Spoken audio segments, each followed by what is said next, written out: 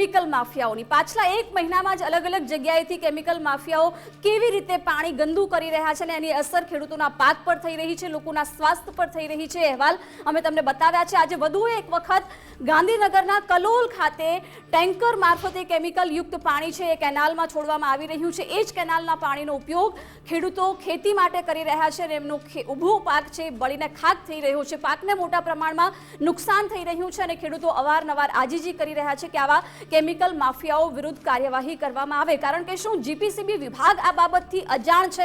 તંત્રને પણ અનેક વખત રજૂઆતો કરવા છતાં કોઈ નિરાકરણ નથી આવતું, ત્યારે સવાલ ઉઠી રહ્યા છે। બીજી તરફ સુરતમાંથી પણ આ જ પ્રકારની ઘટના સામે આવી છે। ઓલપાડના એક ગામમાં કેમિકલ યુક્ત પાણી છોડવામાં આવી રહ્યું છે અને એનો ભોગ લોકો બની રહ્યા છે। કેન્સરની બીમારીનું પ્રમાણ પણ વધી રહ્યું છે, ત્યારે સવાલ છે કે કેમિકલ માફિયાઓ બેફામ બન્યા છે, ત્યારે કાર્યવાહી ક્યારે થશે? દર વખતે આશ્વાસન આપવામાં આવે છે કે કાર્યવાહી કરીશું અને એ જ માત્ર ને માત્ર રટણ આપણે સાંભળતા રહીએ છીએ, પરંતુ કેમિકલ માફિયાઓ જે બેફામ બન્યા છે, કેમિકલ છોડવામાં આવી રહ્યું છે, કેમિકલ તેને લઈને કોઈ જ અટકવાનું નામ નથી લઈ રહ્યું। આજે વાયણા ગામના ગન્નાળા ઉપર રાત્રે ટેન્કરવાળાઓ સિટીમાંથી અથવા કોઈ અન્ય જીઆઈડીસીમાંથી કેમિકલ ભરીને દુર્ગંધ આવતું ખરાબ કેમિકલ એ આ બાજુના કાંસની અંદર છોડી દે છે ને એ કેમિકલ ખેડૂતો એ વપરાશ માટેનું પાણી છે એની અંદર કેમિકલ છોડી દે છે। એ કેમિકલથી ખેડૂતોનો પાક નુકસાન થાય છે। ઘઉં, ડાંગર, એરંડા, મરચાં, દૂધી તેમજ અન્ય શાકભાજી અને આરોગ્ય આ પાણી પશુ પણ પીતા હોય છે, ઢોર પણ પીતા હોય છે, બકરા, ગાય, ભેંસ, પણ એમાં પણ બીમારીનું કારણ જોવા મળ્યું છે। લગભગ 2-3 મહિનાથી એવું કેમિકલ ટેન્કરવાળા નાખી અને રાત્રે 2:30 થી 3 વાગે જતા રહ્યો।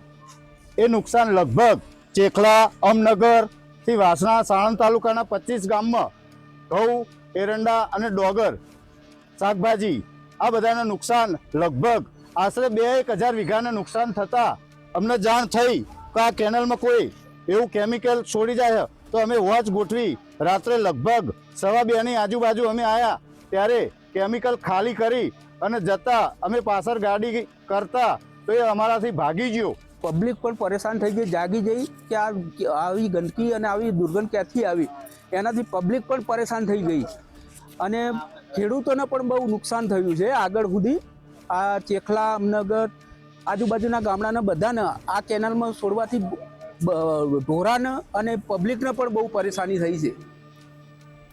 તો આજ અંગે વધુ વિગતો મેળવીશું સંવાદદાતા સચિન કડિયા પાસેથી। સચિન, કેમિકલ માફિયાઓ બેફામપણે કેમિકલ છોડી રહ્યા છે, પાણીમાં દુર્ગંધ મારી રહી છે, લોકોના સ્વાસ્થ્યની સાથે સાથે ખેડૂતોનો પાક પણ બળીને ખાક થઈ રહ્યો છે। જીપીસીબી વિભાગ શું કરી રહ્યું છે? તંત્રને અનેક વખત રજૂઆતો થઈ છે ગ્રામજનો દ્વારા, તેમ છતાં એની અવગણના થઈ રહી છે।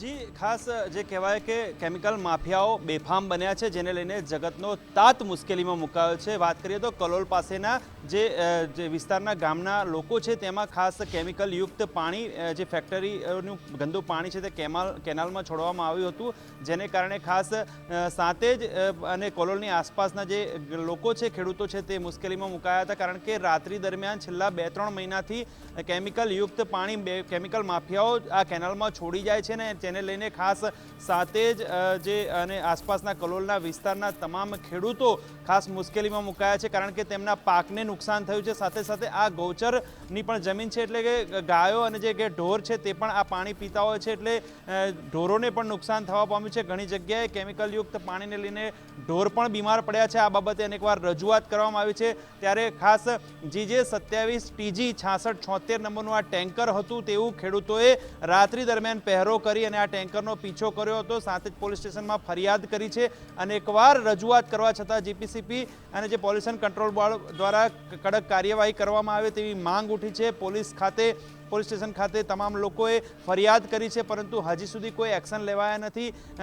જાતે ખેડૂતોએ રાત્રિ દરમિયાન પહેરો કરીને આ જે પોતાના જે ધાન છે, જે જમીનમાં ઉગાયું હોય છે, ખેતરમાં ઉગાડ્યું હોય છે, તેને બચાવવા માટે રાત્રિ દરમિયાન પહેરો કરવો પડે છે. એટલે ક્યાંક ને ક્યાંક જે પોલ્યુશન કંટ્રોલ બોર્ડે હવે ચાંપતી નજર રાખી અને આવા એકમો સામે ખરેખર લાલ આંખ કરવાની જરૂર છે, કારણ કે આના લીધે જગતનો તાત હાલ તો મુશ્કેલીમાં મુકાયો છે. આ વિસ્તારની વાત કરીએ તો કલોલની આસપાસથી લઈને છેક સાણંદ અને જે કહેવાય કે થોડ સુધીના ખેતરોમાં આ પાણી કેનાલનું જતું હોય છે, અને આ કેનાલના પાણીમાં જે કેમિકલયુક્ત પાણીને લઈને ખેતરના પાકમાં નુકસાન થયું છે, જેને લઈને મોટી સંખ્યામાં ખેડૂતો એકત્રિત થયા હતા અને લોકોમાં રોષ જોવા મળ્યો હતો. ને સામે આવા કેમિકલ એકમો સામે કડક કાર્યવાહી થાય તેવી ખેડૂતો અત્યારે તો હાલ માંગ કરી રહ્યા છે. જી માનસી. સચિન, આભાર જાણકારી માટે. તો રાતના અંધકારનો લાભ લઈ આ કેમિકલ માફિયાઓ છે ટેન્કર મારફતે કેનાલમાં પાણી છોડી દે છે. અલગ અલગ ગ્રામ્ય વિસ્તારમાં આ પ્રકારે કેનાલમાં પાણી છોડવામાં આવે છે. અમદાવાદનું સાણંદ હોય કે ગાંધીનગરનું કલોલ, અને ખાસ તો ખેડૂતો આનો ભોગ બની રહ્યા છે. પાક બળી રહ્યો છે, સ્વાસ્થ્યને નુકસાન થઈ રહ્યું છે, પશુધનને પણ નુકસાન થઈ રહ્યું છે. એટલે માત્ર મોટી મોટી વાતો ન કરતા તંત્ર આ બાબત ધ્યાને લે, જીપીસીબી વિભાગ પણ ઠોસ કાર્યવાહી કરે એ જરૂરી બન્યું છે. સીધું ને સટમાં અત્યારે બસ આટલું જ. રજા આપશો. નમસ્કાર.